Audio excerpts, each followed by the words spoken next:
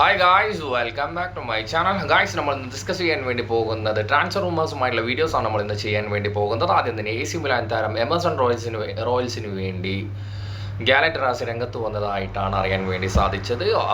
ഗാലറ്ററാസിൽ നിന്നും 40 മില്യൺ യൂറോസിൻ്റെ ഓഫറാണ് വന്നിട്ടുള്ളത്. പക്ഷേ AC മിലാനിൽ നിന്നും ഇതുവരെ ഒരു ഗ്രീൻ സിഗ്നൽ വന്നതായി അറിയാൻ വേണ്ടി സാധിച്ചിട്ടില്ല.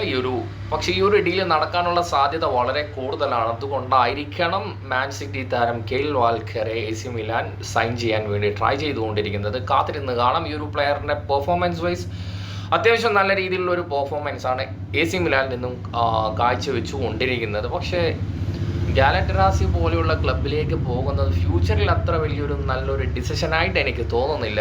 അടുത്തതായി മാഞ്ചസ്റ്റർ യുണൈറ്റഡ് താരം സിക്സിക്ക് വേണ്ടി AC മിലാൻ തന്നെ രംഗത്ത് വന്നിരിക്കുകയാണ്. താരത്തിന് വേണ്ടി 50 മില്യൺ യൂറോസിൻ്റെ ഓഫറാണ് വെച്ചിട്ടുള്ളത്. പക്ഷേ യുണൈറ്റഡിൽ നിന്നും ഇതുവരെ ഒരു ഗ്രീൻ സിഗ്നൽ വന്നതായി കാണപ്പെട്ടിട്ടില്ല. പക്ഷേ നടക്കാനുള്ള സാധ്യത വളരെ കൂടുതലാണ് എന്നാണ് എനിക്ക് പറയാനുള്ളത്.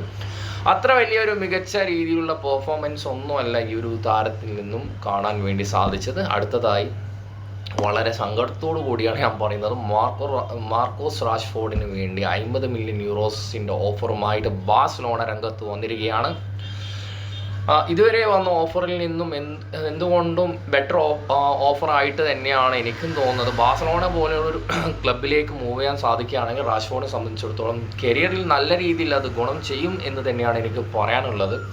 ഓൾമോസ്റ്റ് ഈ ഒരു ഡീൽ നടക്കാനുള്ള സാധ്യത വളരെ കൂടുതലാണ്. ബാഴ്സലോണയെ സംബന്ധിച്ചായാലും യുണൈറ്റഡിനെ സംബന്ധിച്ചും നല്ലൊരു ഓഫർ തന്നെയാണ്. താരത്തിൻ്റെ കരിയർ സംബന്ധിച്ച് ഏറ്റവും നല്ലൊരു കാര്യം തന്നെയായിരിക്കും ബാഴ്സലോണ എന്നൊരു ക്ലബിലേക്ക് മൂവ് ചെയ്യുന്നത് എന്നാണ് എനിക്ക് പറയാനുള്ളത്. അപ്പോൾ ഗൈസ്, നിങ്ങളുടെ അഭിപ്രായം നിങ്ങൾ കമൻറ്റിൽ രേഖപ്പെടുത്തുക. നെക്സ്റ്റ് വീഡിയോയുമായി വീണ്ടും കാണാം.